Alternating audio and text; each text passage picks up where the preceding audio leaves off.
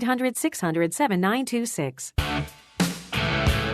Back on Get Down to Business, the show that's all about small business, jobs, and entrepreneurship. And thrilled once again to be joined by Chris Everett of Everett Wealth Solutions and Everett College Funding, here to demystify FAFSA.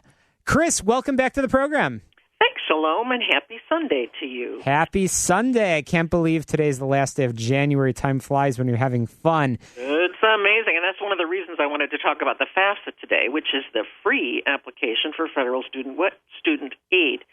It's the way designed by the U.S. Department of Education to determine if a family may qualify for need-based financial aid, and this is FAFSA season. So as a matter of fact, it started January 1, so I thought, here we are.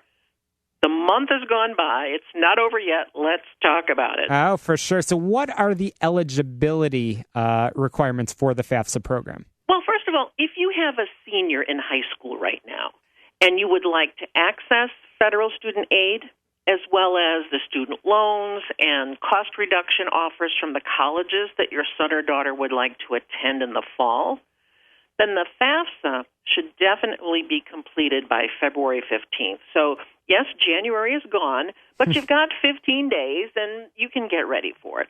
But I wanted to at least talk about some of the mistakes that get in the way.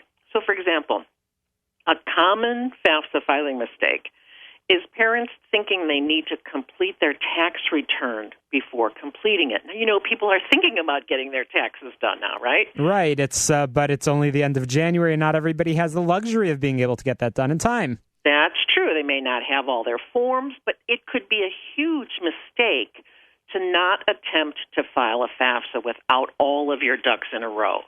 Last year, any money available through the state of Illinois ran out by February 22nd.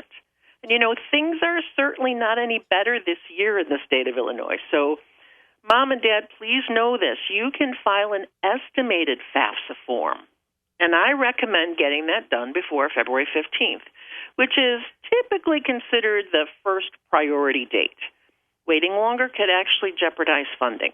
So there is an expedited form, so you can do that without having filed your taxes in advance. That's definitely a great tip from Chris Everett of Everett Wealth Solutions. It's an estimated form. That's right. You can really, it's the year just passed, so I bet you have your last, pay stub.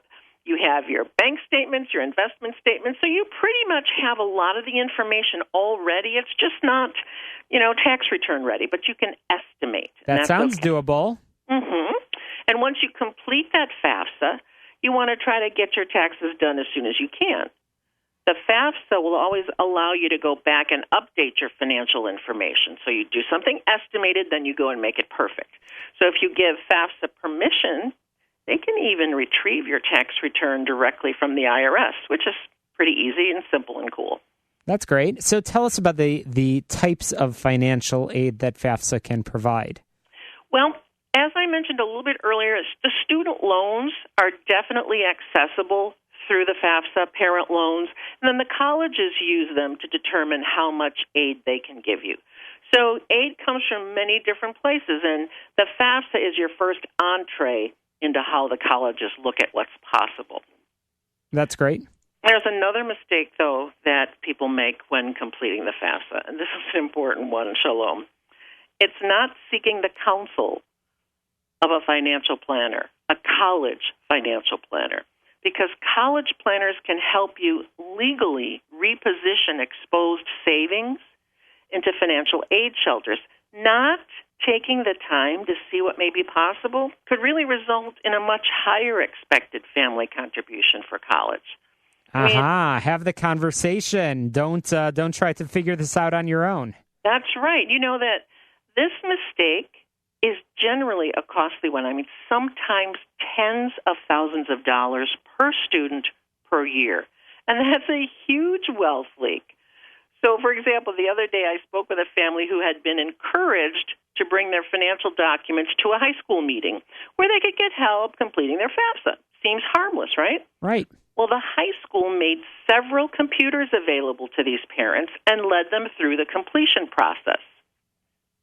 Sounds harmless enough. Still sounds harmless. Unfortunately, this family And I can only imagine how many other families made an $11,000 mistake. Oh, my goodness. I mean, come on. And because they had not sought counsel from a qualified college financial planner, their FAFSA was going to be $11,000 higher than it needed to be, or not their FAFSA, but their expected family contribution. So, Chris, seeking guidance from just the guidance counselor at your child's high school is not enough. No, it's not.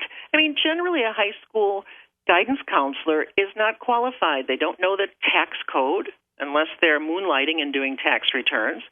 But it's more than just understanding the tax code.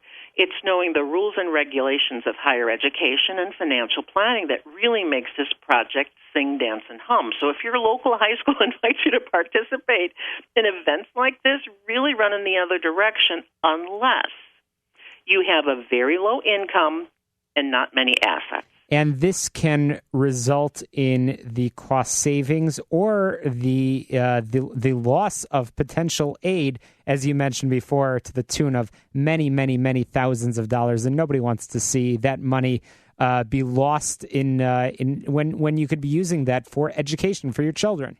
Well, this family had 2 students that they had to pay for. So imagine, that's 8 years of college.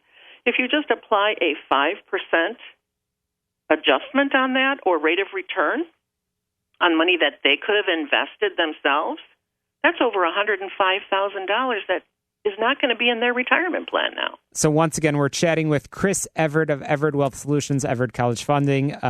Chris is sharing with us that the window for FAFSA application, it opened in January. We are now at January 31st on the eve of the Iowa presidential primary, might I add, and there's only 15 days remaining to apply for FAFSA, but you can get back into the system to make changes, but the time is now.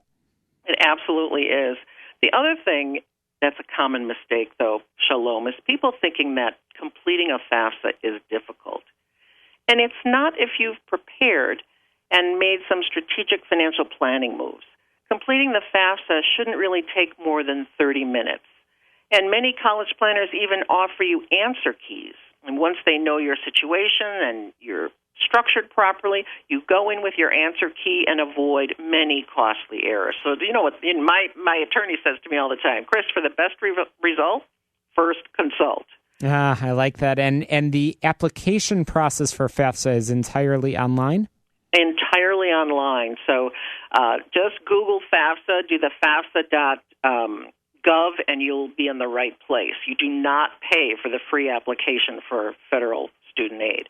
Now, the Department of Education recently moved the FAFSA filing deadline for those attending college for the first time, not this year, but in 2017. So instead of filing in January, February each year, you'll need to be thinking of October each year. And that begins actually this October 2016 for the following fall.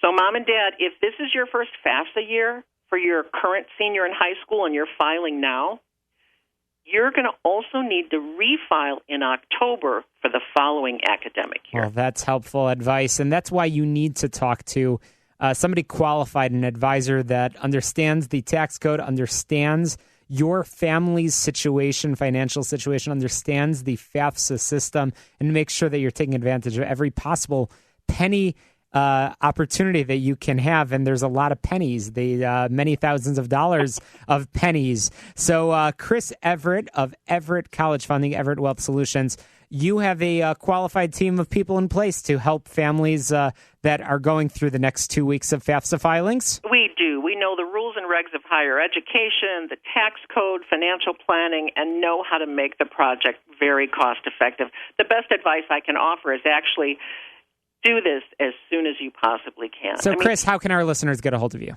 708-771-7777, or go to our website, everettwealthsolutions.com. But the phone number, again, is 708-771-7777, 708-771-7777. And I know, Chris, we talk to you all the time, but this is really time-sensitive. 2 weeks means that you don't have a lot of time to make sure your family is taking advantage. If you have multiple students going into the college system, you don't want to miss out. So Chris Everett, as always, we appreciate your guidance, your advice. Give Chris a call, 708-771-7777. Chris, I look forward to chatting with you again real soon. Have a great show. Thanks Bye, so much. Take care. After the break, we're going to be chatting with Michael Bertamini, talking about LED lighting and how to save money. That seems to be a theme this week. You're listening to the show that's all about small business, jobs, and entrepreneurship. Chicago, don't touch that dial. Lots more overhead. After all the debates,